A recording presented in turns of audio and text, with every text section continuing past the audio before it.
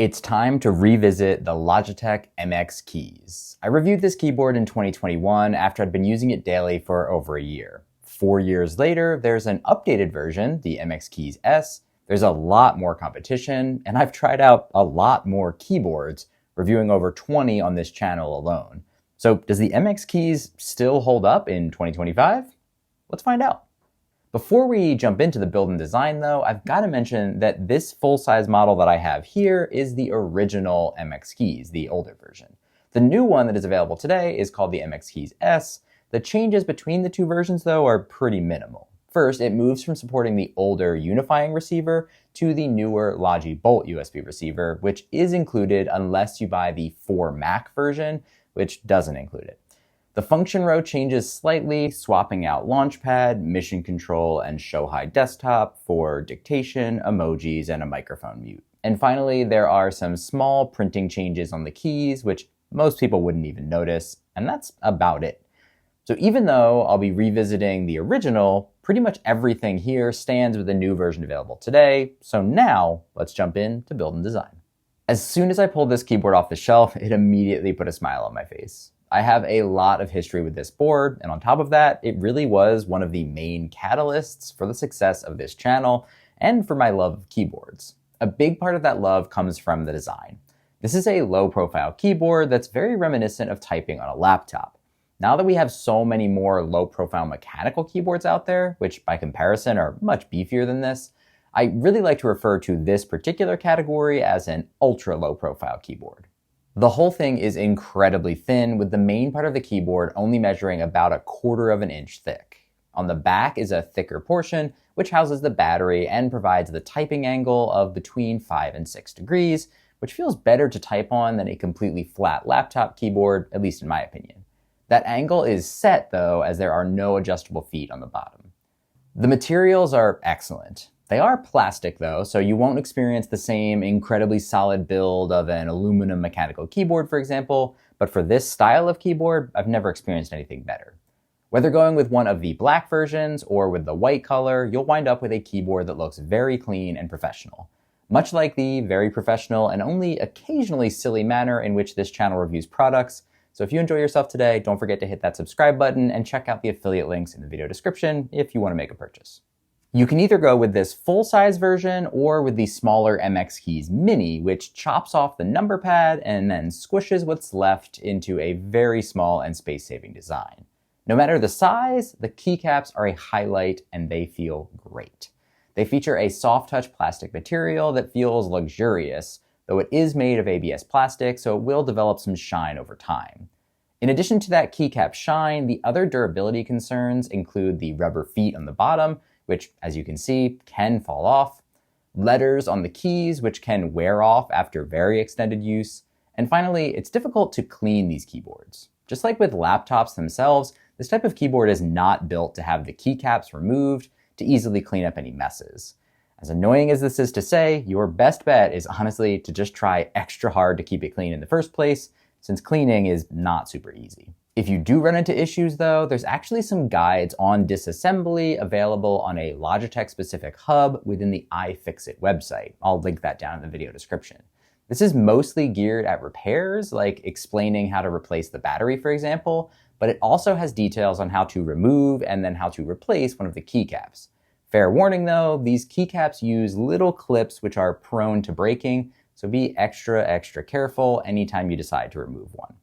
Overall, cleaning, durability, and repairability is not at the forefront of this product, but by adding guides and support through partners like iFixit, it's at least getting slightly better. We all have to keep demanding, though, that companies like Logitech do more to support this. The typing experience on the MX Keys is my favorite non-mechanical typing experience. The key presses are somewhere between a laptop keyboard and a mechanical keyboard. You're certainly not going to come close to the amount of travel you get on a mechanical keyboard, but I personally, and several of my close friends who also own these keyboards, all agree that typing on these is far superior to just typing on a laptop. The board uses scissor switches, which are a type of membrane switch and not a mechanical switch. If you try to compare these to mechanical switches, they feel most closely related to a tactile switch, like a Brown. There is a slight bump with each key press, which I find very satisfying, When you bottom out the key, it's soft without a ton of bounce back, thanks to the rubber membrane material that sits below. The result is that I can still do some of my most efficient typing on this keyboard, even after removing it from my desk and testing dozens of other keyboards in the last few years. The key caps are still some of my favorite of anything I've ever used. They're flat and square with a concave circle that I find guides my fingertips perfectly.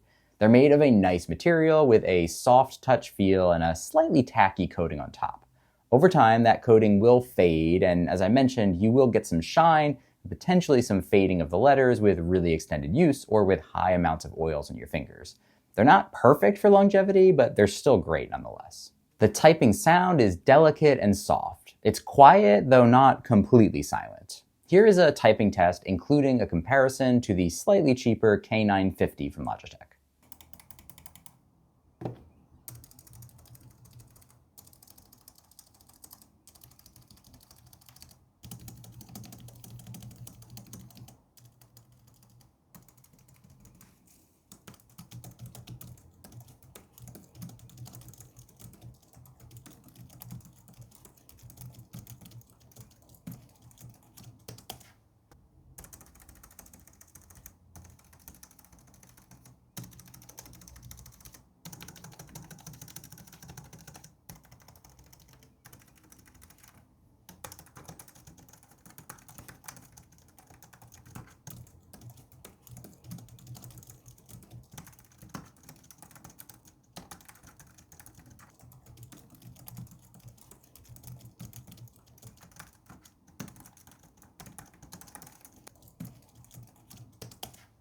I love the sound of typing on this keyboard. It's very unlikely to disturb people around you or to get caught up by a microphone on a business call unless you are truly just slamming away on it. Overall, I think this keyboard is ideal for a productivity audience, especially for someone who regularly switches between typing at your desk and then typing on a laptop. It's like the best version of a laptop keyboard that can sit beautifully on your desk and also just happens to be a productivity master. Those productivity features begin with the layout. Though the Mini is ideal for small spaces, if you've got enough space, the full-size board offers a ton of value. It's got a full-size number pad, full-size arrow keys, a traditional cluster of delete, insert, home, etc. And then right above that, this is the only keyboard that I know of that has dedicated device switching buttons like this, which makes jumping between computers an absolute breeze. Incredibly convenient if you are someone that uses multiple devices in your workflow. Across the top, the function row is slightly different on the current S model compared to what you see here, but it features media controls, brightness adjustments, plus helpful shortcuts for a calculator, a button to lock your computer, and more. I cannot tell you just how many times I was using the calculator button back when I was working in consulting. Having that just a tap away was super handy. For the function row, there is also a very easy to access function lock tied to the escape key, a feature which I find gets overlooked on a lot of other non-productivity focused keyboards. If any of the functions are not to your liking, you can use Logitech's Options Plus software to change their behavior. This is very handy, but it does require that that software is installed on the machine in order to both make the changes and also to use the changes. There is no on-device storage for any of those adjustments, so if you want to alter a certain key's behavior for work, for example, but you can't install the software on that work machine, then you're stuck with the default behavior. Additionally, you can only adjust the function row. You don't have full access to customize every key like you would on a board with QMK and VIA compatibility. The function row is also the location of my largest complaint with the keyboard. Logitech elected to make the escape key oversized, which shifts all of the function buttons to the right. This may make them feel more in line with a traditional full-size keyboard that has spacing between the function keys, but when comparing it to typing on a compact laptop keyboard, this will often result in feeling that the function keys are not where you'd expect. When I started using this keyboard, I was very heavily into Excel and using F2 a lot. My muscle memory wanted it to be located above the 2 key, but the result was that I wound up just pressing F1 by mistake pretty much all the time. You can certainly get used to this, but if you're switching back and forth with a laptop keyboard where the alignment is different, you may have trouble adjusting. My other complaint with the key layout, which I felt very strongly about in my original review, is the location of the function button, which is on the right side of the spacebar. Once again, having been used to it on the left side of most laptop keyboards that I had used, this was a difficult adjustment for me. Now that I've spent far more time testing a myriad of different keyboards and realizing that almost all of those boards put it on the right, I've since adjusted. But I still wanted to call this out in this review in case it's something that will impact you. Finally, it's good to note that both of these function-related issues are not present on the smaller mini board. The function button is on the left, and there is no oversized escape key causing alignment issues.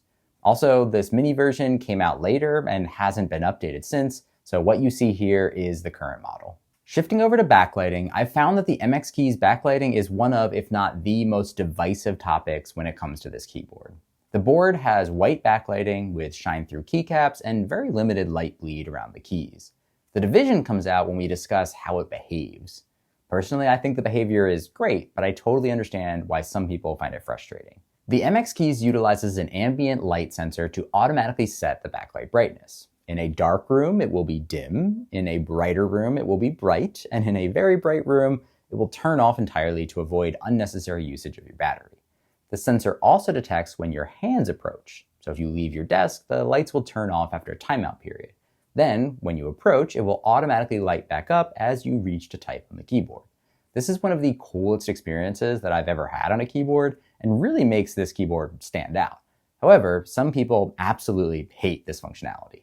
From what I've gathered, the biggest complaint is that the backlighting cannot be left on indefinitely. So you simply can't set the backlighting to on and then just leave it that way. You can, however, set it to off and leave it that way.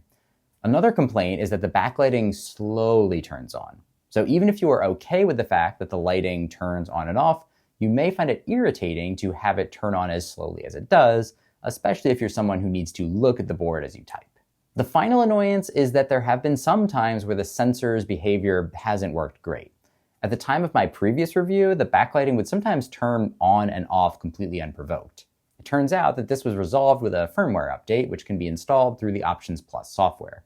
Now that it's resolved, I haven't seen any issues since, but I still like to call out the past inconsistencies since they could potentially come back up again in the future.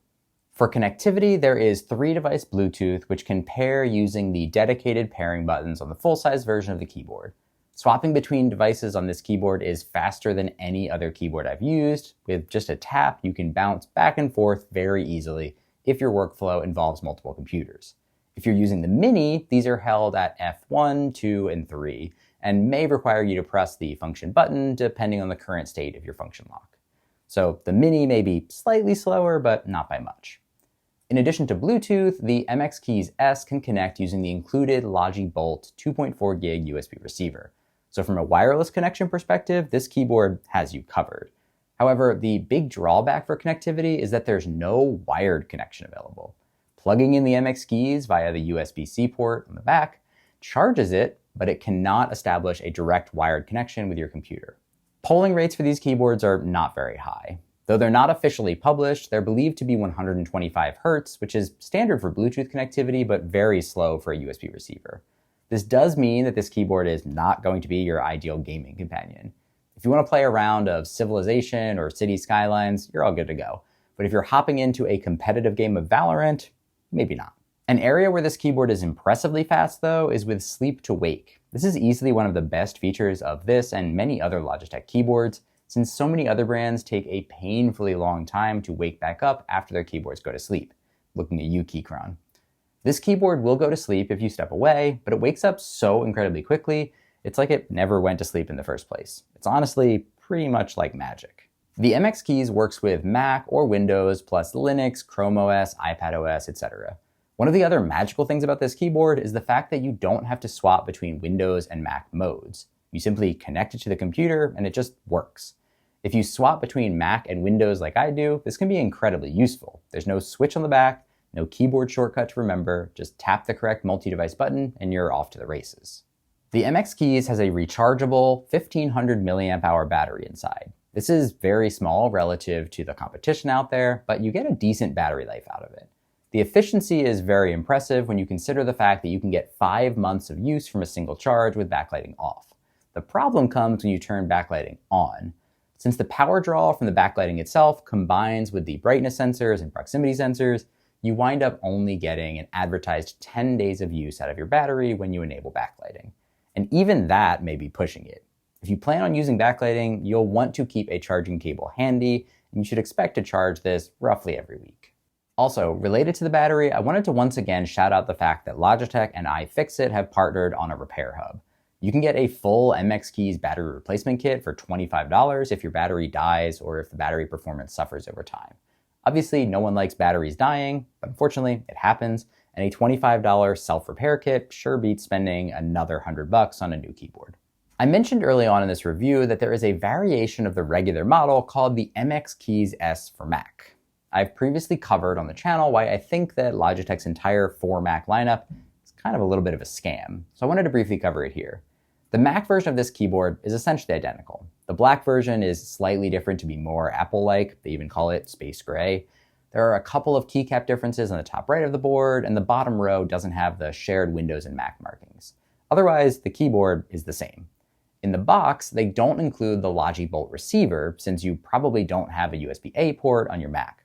Finally, the only real benefit here is that they ship you a USB-C to C cable rather than the standard USB-A to C cable, which comes with the regular models. The reason why I call this product line a scam is that Logitech is taking the exact same product, giving it a fresh coat of paint, omitting the receiver, which is $15 to purchase separately, and then charging the same price.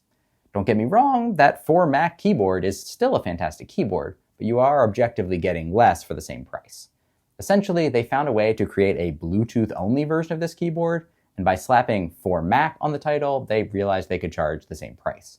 So no shame in buying the Mac version if you're an Apple diehard and you understand what you're getting, but if you can't find the Mac version on a discount, I'd personally buy the universal one every time. Since the release and my prior review of the MX Keys, there have been a ton of additional incredible keyboards which have been released. In this ultra-low profile category, Logitech released a cheaper model called the K950, which you saw in the typing test, which shares a lot of DNA with the MX Keys, but sheds some of the more premium touches in an effort to save money. If you want to save even more money than that, Keychron came out with the B1 Pro, which is a mini version, and the B6 Pro, which also offers many benefits that the MX Keys models do, but in that case, it is less than half the price. I have in-depth reviews of both of those keyboards linked in the video description if you'd like the full details. Newer ultra-low profile keyboards that I haven't reviewed, but that do present competition for the MX Keys would be the Dell Premier KB900, the Satechi Slim keyboards, and finally the latest version of Apple's Magic Keyboard, especially if you get the one that includes Touch ID, which is objectively cool. I can't comment on how good any of those keyboards actually are though, since I haven't used them firsthand. If you're tempted by the mechanical keyboard space, but also drawn to these ultra-low profile models like the MX Keys, you may like low-profile mechanical keyboards. I've reviewed several on the channel, including the Newfie Air lineup, the Low Free Flow and Flow Lite, and the Keychron K-Max series. At this point, there are so many incredible keyboard options out there. Every single one has their positives and their negatives, so it's tough to provide blanket recommendations, but if I had to provide favorites at this point in time, I'd say it's the MX Keys on the ultra-low profile and the Newfie Air for the low-profile mechanical. The MX Keys S retails for $110, though you can find it fairly regularly on sale for around $100. The MX Keys Mini retails for $100, but can often be found for $90 or less. This is a premium price for sure, but one that I believe is justified if you want the best ultra-low profile keyboard around. To summarize the key points, the differentiators include the impressive build quality, which feels great even though it's entirely plastic, the excellent typing experience as long as you like a laptop feel rather than a mechanical one, quiet typing, which is great if you're around other people or regularly on phone calls, easy multi-device pairing and switching, including dedicated switching keys on the full-size model, cool backlighting technology that is several years old at this point but still has no similar competitors in the market, at least not that I'm aware of, and finally, the excellent sleep to wake, which makes this keyboard ready to go at a moment's notice. The potential deal breakers won't apply to everyone, but some of them may clearly rule these boards out for you. First is the backlighting that cannot be set to remain on. If you don't like the sensor-based backlighting like I do, you may have to use the backlighting just completely off. There's no wired mode, so you're forced to connect either with the USB receiver or with Bluetooth. The available customization is handy, but it's limited to the function row and is reliant on your ability to have the Options Plus software installed since there's no on-device storage to save settings.